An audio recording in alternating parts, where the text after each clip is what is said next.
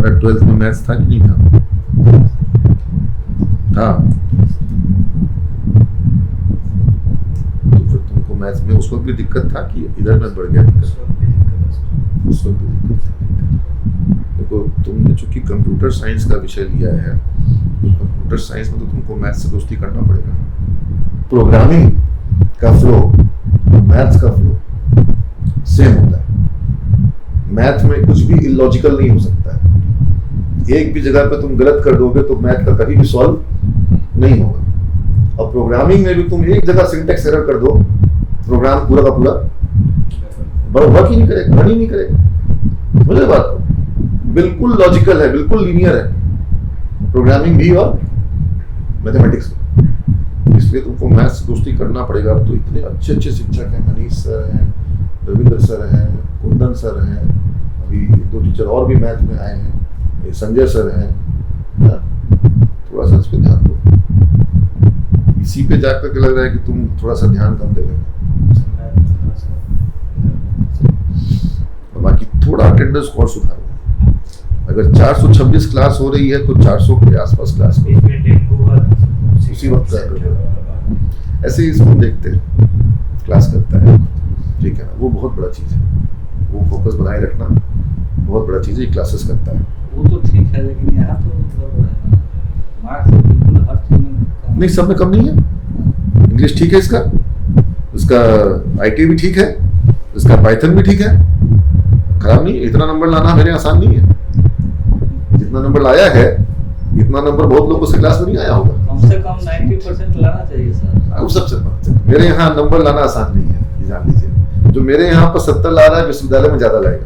ऐसा बात नहीं है कि आपके यहाँ लाने में कोई परेशानी होता है। हाँ, मतलब चूंकि हम और छात्र चाहेगा तो जरूर लाएगा। हमारे 90% वाले बच्चे हैं, तो फिर कैसे? लेकिन मैं बच्चों को नंबर की रेस में नहीं डालता, ठीक है। ऐसा नहीं है कि नंबर नहीं लाएगा तो सफल नहीं हो पाएगा। 2-3 चीजें करनी होगी। पहला, क्लास जो है वो रेगुलर करे, कभी ना छोड़े।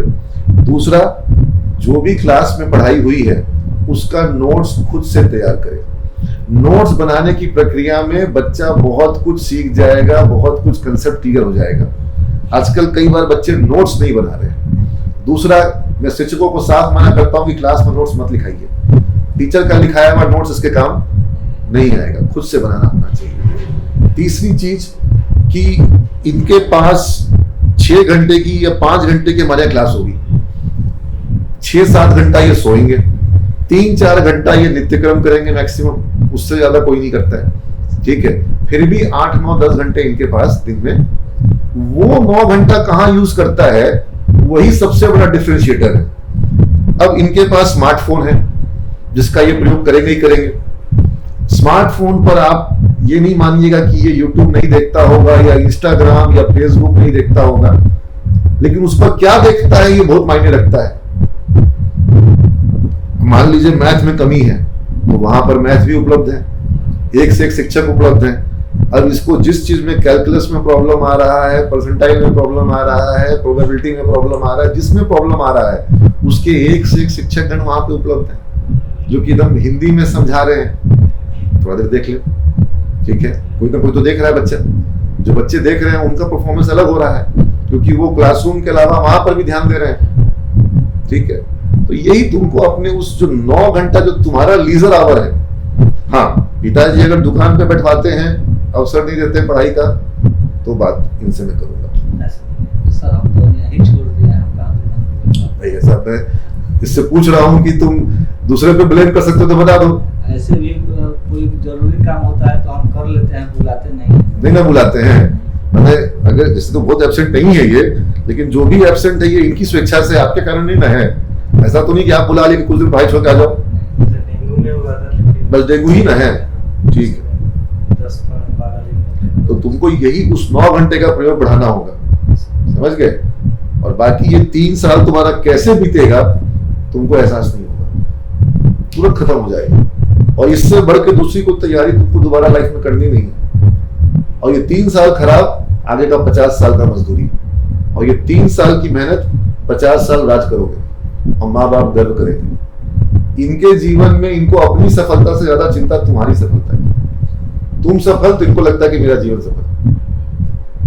तुम अच्छे बच्चे, इसको मैं अच्छे बच्चे की कैटेगरी में रखता हूँ।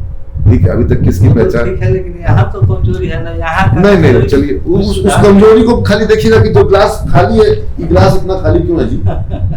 हाँ, ये ग्लास इतना खाली है, उस पर हम ध्यान दें कि कितना भरा हुआ उसको भी देखें। हाँ, खाली है, उसको भरने के लिए मत चिंता करिए, जो भरा हुआ है उसको अप्रिशिएट करिए, वो भी ठीक है। बस प्रोत्साहन दीजिए, पीठ थपथपाइए, इसको आज कहीं ले जाइए, कहीं इडली डोसा खिलाइए। ठीक है। ठीक है, और तो हम हैं, उनके बाबा भी फोन करते हैं तो कहते हैं कि नहीं अच्छा करना चाहिए, सब करेगा। लेकिन सब कुछ ठीक करेगा। आप इसको प्रोत्साहित करिए, एकदम अपनी हमारी तरफ से कुछ अपनी अपेक्षा इसको बता दीजिए। ठीक है, और ये भी बोल दीजिए कि अगली बार भी हम तुम्हारे कॉलेज आएंगे और हमको तुम्हारी और तारीफ चाहिए। आना ही है। हाँ, यही बोलिए, देखिए फिर काम करेगा ही। हमको तो भेज देना था इनका बाबा को, लेकिन नहीं भेजा, हम आ गए। आपका आना ही ज्यादा उचित है। देखिए, उनका जितना दायित्व है वो आपके प्रति की है, अब आपकी दायित्व इनके प्रति डायरेक्ट है। लेकिन हमसे ज्यादा हौसला उनको है। ठीक है, वो तो होता ही है, अच्छा करे, वो तो होता ही है, होता ही है। अब ये जाने हम तो कहते हैं नहीं, कि- अपनी अपेक्षाओं को बताते रहिए।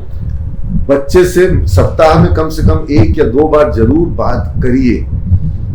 इनके दोस्त इनके सबसे बड़े हितैषी नहीं है, इनके सबसे बड़े हितैषी माता पिता और शिक्षक हैं, क्योंकि वो यही हैं जो इनकी सफलता में खुश होते हैं। बाकी दुनिया जो है वो इनकी सफलता में खुश नहीं होती है।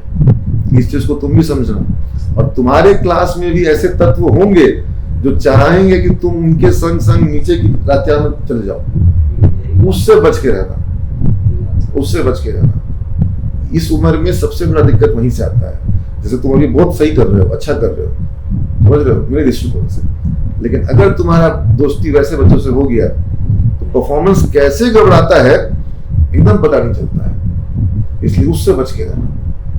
वो हर जगह होते हैं, हर संस्थान में होते हैं। बड़े बड़े आईटी में बच्चे नशा करने लग जाते हैं, तरह तरह की बीमारियों में फंस जाते हैं। जो आईटी में बच्चा गया है वो सुसाइड कर लेता है। तो अच्छे अच्छे संस्थानों में भी भटकाव है, और यहाँ तो भटकाव ही है। मैं तब कहता हूँ कि मेरे यहाँ भटकाव नहीं है।